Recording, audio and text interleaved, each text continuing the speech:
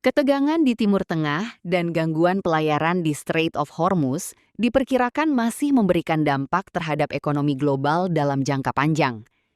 Stephen Millard dari National Institute of Economic and Social Research menyebut sektor energi menjadi salah satu yang paling terdampak. Even Ia with the menilai Strait of diversifikasi Hormuz energi dan beginning to get penguatan back to rantai normal, it pasok is going to menjadi take langkah a penting good untuk few menghadapi months risiko until geopolitik di everything masa is, depan. is, is sort of coming back down again. So yeah, we're in for higher prices for a while. Yeah, so before the war started, we were expecting all central banks pretty much to cut their rates over the course of 2026. Since then, actually, we've seen a rise in rates from the ECB. We now expect both the Fed and the Bank of England to hold rates throughout this year on account of the higher prices. But having said that, with things beginning to return to normal and a peace process in place, then maybe we might see central banks start cutting rates early next year.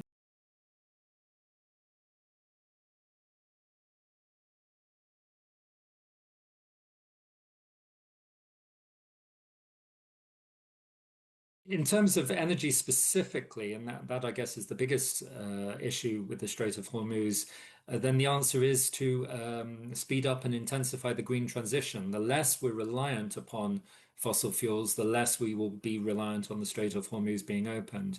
More generally, of course, your correspondent again mentioned a whole ton of supply chains where the supply of various things, fertilizers, helium, hydrogen, come through the Strait of Hormuz.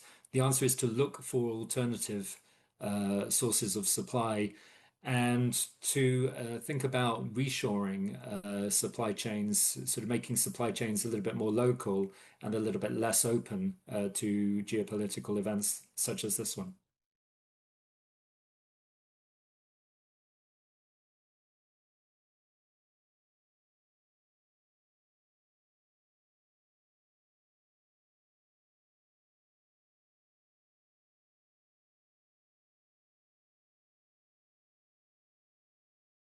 Jelajahi cara baru mendapatkan informasi. Download Metro TV Extend sekarang.